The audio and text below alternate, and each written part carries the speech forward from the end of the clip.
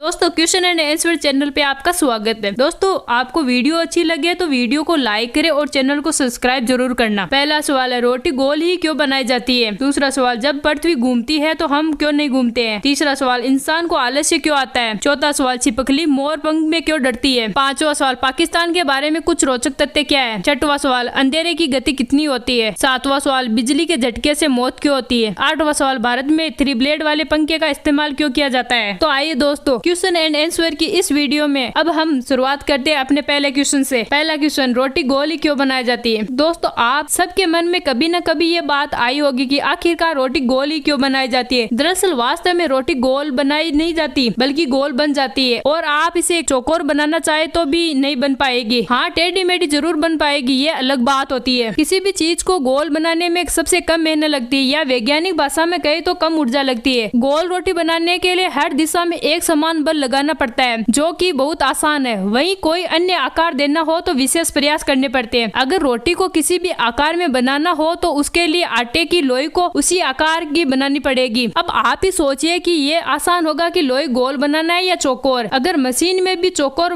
रोटी बनानी हो तो उसके लिए खास किस्म की मशीन बनानी पड़ेगी, और उसमें भी संदेह है कि चौकोर रोटी बनेगी या नहीं। दूसरा सवाल है, जब पृथ्वी घूमती है तो हम क्यों नहीं घूमते? दरअसल हमारी पृथ्वी एक निर्धारित गति पर अपनी दूरी पर घूमती रहती है, और हम भी उसके साथ अपनी गति से घूम रहे होते हैं, इसलिए हमेशा हमारा घूमना हमें महसूस नहीं होता है। अगर पृथ्वी घूमना बंद कर दे तो निश्चित ही हम अपनी गति को महसूस कर पाएंगे। पृथ्वी अपनी दूरी पर फ्लाइटर प्लेन की दुगुनी गति से घूम रही है, यानी कि लगभग 1600 किलोमीटर प्रति घंटा की रफ्तार से। ये बहुत ही तेज गति होती है। इसे हम एक उदाहरण के साथ समझ सकते हैं। जैसे जब हम कभी हवाई जहाज या ट्रेन में सफर कर रहे होते हैं तो जहाज एक समान गति से चल रहा होता है, तो हम आसानी से कप में चाय डाल पाते हैं, क्योंकि चाय कप और हम एक समान गति में हवाई जहाज या ट्रेन के साथ गति कर रहे होते हैं। अगर जहाज या ट्रेन अपनी गति में बदलाव करे या कोई रुकावट आने पर ब्रेक लग जाए तो चाय कप से बाहर गिर जाएगी। अतः इसी प्रकार हमारी पृथ्वी भी गति करती है, और हम पृथ्वी के साथ उसकी गति के अनुरूप घूमते रहते हैं। इसलिए हमें पृथ्वी की गति महसूस नहीं होती है, क्योंकि हम भी उस गति से घूम रहे हैं जिस गति से पृथ्वी घूम रही होती है। तीसरा सवाल है, इंसान को आलस्य क्यों आता है? आज हम आपको बताएंगे कि इंसान को आलस्य क्यों आता है। दरअसल इंसान को कभी आलस्य आता ही नहीं है। आलस्य हमारे दिमाग में होता है। दरअसल हमारे पास 2 दिमाग होते हैं, एक जागृत और एक अर्ध जागृत। हम सभी अपनी अर्ध जागृत दिमाग के गुलाम होते हैं, क्योंकि हमें मुसीबत पसंद नहीं है। इसलिए जब हम कोई कठिन कार्य करने के बारे में सोचते हैं तब अर्ध जागृत मन को कुछ इस तरह से आलस्य के ख्याल आते हैं जो दिमाग को संदेश देता है, जिसे हम उस काम को छोड़ देते हैं। मगर ऐसा नहीं है कि हमारा जागृत मन हमें कोई संदेश नहीं देता है, वह संदेश देता है, मगर हम उस संदेश को सुन नहीं पाते हैं, क्योंकि उसका दिया हुआ संदेश बहुत कठिनाइयों से भरा हुआ होता है। इसलिए अपने जागृत मन के गुलाम बने, तभी जाकर आप आलस्य त्याग पाएंगे और अपने जीवन में सफलता प्राप्त कर पाएंगे। चौथा सवाल, छिपकली मोर पंख से क्यों डरती है? दोस्तों छिपकली का नाम सुनते ही छिपकली से ज्यादा कई मनुष्य डर जाते हैं। अगर पता चलता है कि घर में छिपकली है तो कई लोग घर से अंदर प्रवेश तक नहीं करते हैं। दोस्तों छिपकली से डरना थोड़ा बहुत वाजिब होता है, क्योंकि छिपकली काटती तो नहीं है, लेकिन उसके नुकीले नाखून हमारी त्वचा पर घाव जरूर बना देते हैं। तो आइए अब जान लेते हैं छिपकली को भगाने के कुछ आसान तरीके और मोर पंख से क्यों डरती है छिपकली। जहाँ छिपकली का वास है वहाँ प्याज और लहसुन का रस छिड़के, क्योंकि छिपकली को प्याज और लहसुन की तीक्ष्ण कसेला गंध पसंद नहीं है। आप घर की लाइट के पास प्याज को काटकर या लहसुन को छिलकर बांध सकते हैं। प्याज के अंदर पाए जाने वाले सल्फर की गंध छिपकली को आने से रोकती है। तंबाकू की गोलियां अलमारी में रख दे, क्योंकि तंबाकू की निकोटीन की गंध छिपकली को भगाने पर मजबूर कर देती है। नेफ्थलीन की गोलियां कपड़ों के अंदर रखनी चाहिए, क्योंकि नेफ्थलीन की गंध से छिपकली भाग जाती है। और अब बात करते हैं मोर पंख की। मोर पंख को जरा ध्यान से देखें तो उस पर किसी बड़े जानवर की आंख की तस्वीर लगती है। अगर हम आसपास किताबों में या फूलों के गुलदस्ते में मोर पंख रख देते हैं तो छिपकली को यह भ्रम होता है कि कोई और मुझे खाने के लिए दूर से घूर रहा है, इसलिए वह उस मोर पंख के नजदीक नहीं जाती है। और बात करें गंध की तो मोर पंख में किसी भी प्रकार की गंध नहीं पाई जाती है। तो अब आप समझ गए होंगे कि छिपकली मोर पंख से नजदीक क्यों नहीं आती है। पांचवा सवाल है, पाकिस्तान के बारे में कुछ रोचक तथ्य क्या है? विश्व के हर देश में कुछ ऐसे कानून होते हैं जो बड़े ही अजीबोगरीब और हैरान करने वाले होते हैं, लेकिन हमारे पड़ोसी देश पाकिस्तान में कुछ भी ऐसे अजीबोगरीब कानून है जिसे जानकर आप हैरान रह जाएंगे। तो आइए जान लेते हैं कुछ कानून के बारे में। अगर आप पाकिस्तान में बिना परमिशन के किसी का फोन चलाते हैं तो वह गैर कानूनी माना जाता है और उसके लिए 6 महीने जेल की सजा का प्रावधान प्रावधान है। पाकिस्तान अपने किसी भी नागरिक को इजराइल जाने का वीजा नहीं देती है, क्योंकि पाकिस्तान फॉरेन मिनिस्ट्री इजराइल को देश ही नहीं मानते हैं। अगर आप पाकिस्तान में पढ़ाई करते हैं और आपकी पढ़ाई पर 2 लाख से ज्यादा खर्च होता है तो आपको सरकार को 5% टैक्स देना होता है। पाकिस्तान में लड़का लड़की शादी से पहले एक साथ नहीं रह सकते, इससे पाकिस्तान में गैर कानूनी माना जाता है। दुनिया में पाकिस्तान एक ऐसा देश है जहाँ पर राष्ट्रपति बनने के लिए योग्यता की जरूरत नहीं होती है और सरकारी नौकरी करने के लिए वहाँ का पढ़ा लिखा होना जरूरी है। पाकिस्तान में आप किसी भी व्यक्ति को फालतू में मैसेज नहीं भेज सकते। अगर आप फालतू में मैसेज करते हुए पकड़े जाते हैं तो आपको 10 लाख का जुर्माना भरना पड़ता है। पाकिस्तान में ट्रांजैक्शन व्यक्ति आर्मी ज्वाइन नहीं कर सकता, ये गैर कानूनी माना जाता है, जबकि पाकिस्तान में ट्रांसजेंडर लोगों की संख्या काफी ज्यादा है। छठवां सवाल है, अंधेरे की गति कितनी होती है? दरअसल आपने कई बार सुना होगा या पढ़ा होगा कि सूर्य की किरणों को पृथ्वी तक पहुंचने में लगभग 8 मिनट 19 सेकंड लगते हैं, क्योंकि आपने ये कभी नहीं देखा या पढ़ा होगा कि अंधकार की गति कितनी होती है। दरअसल अंधकार प्रकाश की गति से यात्रा करता है। अंधेरा अपने आप में एक भौतिक इकाई के रूप में मौजूद नहीं है, लेकिन केवल प्रकाश की अनुपस्थिति ही अंधकार है। गति के बारे में बात करें तो अंधेरा वह है जो आपको प्रकाश के जाने के बाद मिलता है, इसलिए अंधेरा प्रकाश की गति से ही यात्रा करता है। जैसे यदि आप अपने बल्ब को बंद करते हैं और फिर उसे वापस चालू करते हैं तो बल्ब को बंद करने से पहले सभी दिशा में प्रकाश यात्रा करता है, लेकिन इसके पीछे बल्ब को बंद करने के बाद सभी दिशाओं में अंधेरा हो जाता है। आप अंधेरे के बारे में सोच सकते हैं और आपको क्या मिलेगा? प्रकाश के अंतिम मिनट के ठीक बाद आता है अंधकार। प्रकाश की गति से अंतिम प्रकाश यात्रा करता है, उसके बाद ही अवस्था को भी प्रकाश की गति से ही यात्रा करनी चाहिए, इसलिए प्रकाश के पीछे ही अंधकार उसकी गति से ही यात्रा करता है। अतः यह सच है कि अंधकार भी प्रकाश की गति से ही यात्रा करता है। 7वां सवाल है, बिजली के झटके से मौत क्यों होती है? आपने अक्सर सुना होगा कि करंट से इंसान की मौत हो जाती है। बहुत ही सरल शब्दों में आपको बताते हैं कि ऐसा क्यों होता है। सबसे पहले जानते हैं कि करंट क्या होता है। करंट इलेक्ट्रॉन का मूवमेंट होता है और ये कुछ जरूरी सिद्धांतों पर कार्य करता है। जैसे जब सर्किट कंप्लीट होता है तो करंट बहता है और करंट हमेशा कम बाधा वाले रास्ते को चुनता है। एक उदाहरण से समझाते हैं, जैसे कि एक आदमी घास के बजाय फुटपाथ पर चलना पसंद करता है क्योंकि वह रास्ता आसान होता है। अब आइए जानते हैं कि मानव शरीर को करंट कैसे लगता है। हम जानते हैं कि इंसान के शरीर में इलेक्ट्रॉन पाए जाते हैं। जब हम गलती से बिजली के नंगे तारों को छूते हैं तो इलेक्ट्रॉन्स हमारे शरीर से गुजरते हुए जमीन में चले जाते हैं और सर्किट कंप्लीट हो जाएगा, जिसे हमें करंट लग सकता है। अब जानते हैं करंट से मौत कैसे होती है। जब हम बिजली के संपर्क में अधिक देर तक रहते हैं तब ऐसा होता है। इंसान के शरीर में 70-80% पानी होता है। जब किसी इंसान के शरीर को करंट लगता है तो ये पानी सूखने लगता है और पानी सूखने से हमारा खून गाढ़ा हो जाता है, जिससे ये शरीर के सारे अंगों तक नहीं पहुंच पाता और हमारे अंग काम करने बंद कर देते हैं और इंसान की मृत्यु हो जाती है। 8वां सवाल है, भारत में 3 ब्लेड वाले पंखों का इस्तेमाल क्यों किया जाता है? गर्मियों के मौसम में सबसे ज्यादा राहत देने वाली चीज पंखा होती है। भारत के हर घर में लगभग पंखे मिल जाएंगे, लेकिन आपने कभी सोचा है कि भारत के पंखों में 3 ब्लेड क्यों होती है जबकि विदेशों के पंखों में 4 ब्लेड होते हैं? इसके पीछे क्या कारण है? तो आज हम आपको बताएंगे। दरअसल अमेरिका, रूस या ठंडे देशों में लोगों ने अपने घरों में 4 ब्लेड वाले पंखों का इस्तेमाल करते हैं क्योंकि वहाँ के लोगों के पास एयर कंडीशनर होता है, इसलिए वह पंखे का उपयोग एसी की सप्लीमेंट के रूप में करते हैं, जिसका मकसद है एसी की हवा को पूरी कमरे में फैलाना होता है। जबकि भारत में पंखों का इस्तेमाल ठंडी हवा के लिए किया जाता है। गर्मियों के बाद मौसम में ये काफी